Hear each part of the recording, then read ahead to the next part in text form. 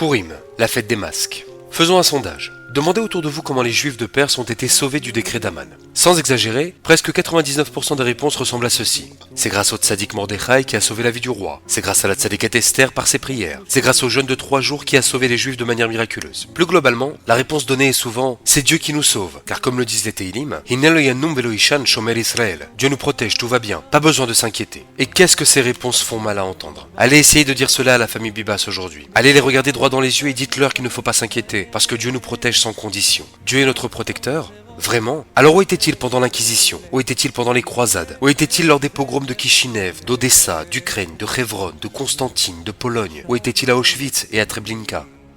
Où était-il le 7 octobre? Alors face à ce constat, on entend une autre réponse, plus terrible encore que la première. On ne connaît pas les comptes de Dieu, mais dans ce cas, il valait mieux se taire dès le départ. Et voilà pourquoi, déception après déception, la majorité des juifs ashkénazes ont tout laissé tomber. Et est-ce qu'on peut leur en vouloir?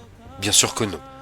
La seule responsable de l'abandon du monde ashkénaze à ses traditions, c'est encore et toujours la chrétienté, ainsi que ceux parmi nous qui ont adopté son discours et l'ont intégré dans nos synagogues. Mais nous, les juifs du retour, nous qui ne nous laissons pas berner par le discours des églises, nous avons la vraie réponse. Et pour cela, nul besoin de 10 ans de yeshiva ou de kollel, même pas besoin de parler couramment l'hébreu. Il suffit tout simplement de lire la Megillah en entier.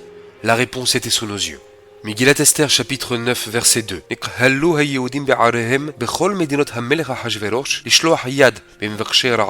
Les Juifs se rassemblèrent dans leur ville dans toutes les provinces du roi Cyrus pour porter la main sur ceux qui cherchaient à leur faire du mal. Verset 5. Les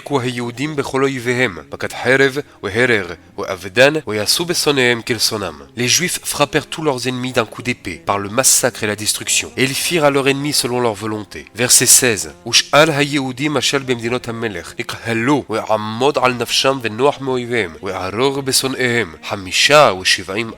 Le reste des Juifs qui étaient dans les provinces du roi se rassemblèrent et défendèrent leur vie. Ils trouvèrent du repos face à leurs ennemis et tuèrent 75 000 de leurs adversaires.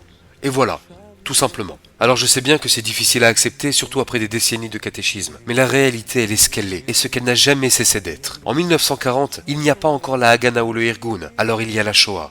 Le 7 octobre, Tsahal n'est pas là ce jour-là, alors il y a le 7 octobre. Mais alors que dire de ce verset dans les Teilim qui parle d'une protection perpétuelle? Eh bien voilà ce qui se passe lorsque l'on lit la Torah au lieu de l'étudier. Le verset juste après stipule Hashem shomerecha, Hashem silcha al yad yeminecha. Et le Metsudat David commente comme l'ombre qui protège du soleil. De la même manière, il protégera ta main droite pour que tu triomphes.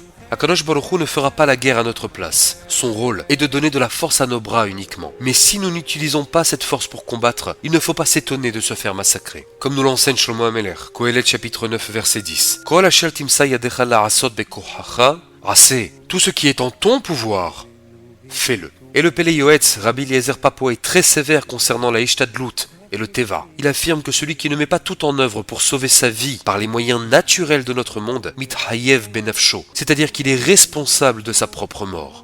Vous voulez que j'aille encore plus loin? Le Rambam, dans sa lettre ouverte aux sages de Marseille, va avoir l'audace d'expliquer que la destruction du deuxième temple a été causée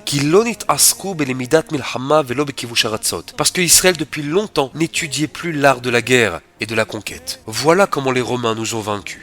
Alors je sais ce que certains vont dire, mais la Torah a mis en garde contre celui qui penserait que c'est son bras qui lui fait gagner la guerre, celui qui dirait Kohay ve'otsem yadi. Mais Rabbeinu Yitzhak Abarbanel et le Ran, Rabbeinu Nissim de Guéron, deux des plus grands poskim d'Espagne, expliquent au contraire que c'est une mitzvah de proclamer que c'est par la force de son bras que l'on a gagné la guerre. Comme le Pasuk lui-même le stipule, Ouais Amalta, et tu devras dire Kohay ve'otsem yadi, par la force de mon bras. Mais attention, tu ne peux le dire qu'à condition de ne pas oublier le verset suivant.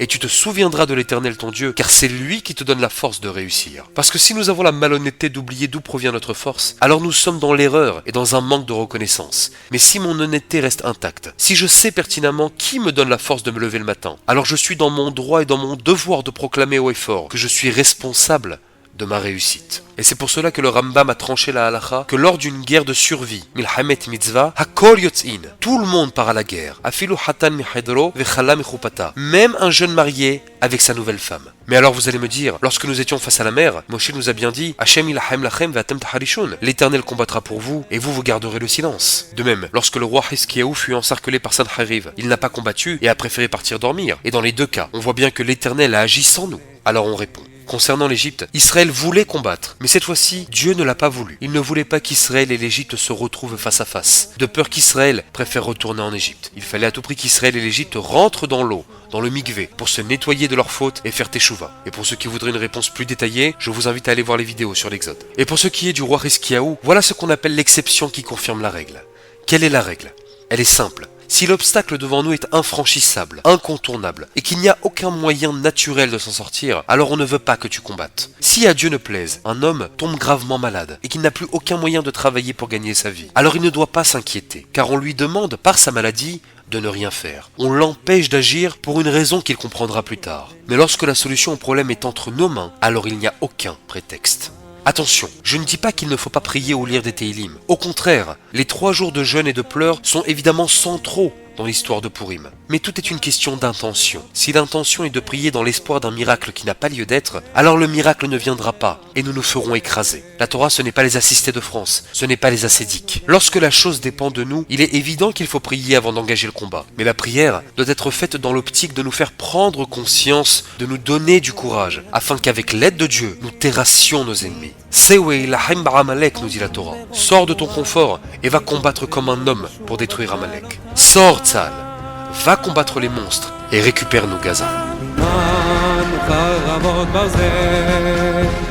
ביחד עם שר ישראל חצות צרות הנר דולק נמחק את זכר עמלק נמחק את זכר עמלק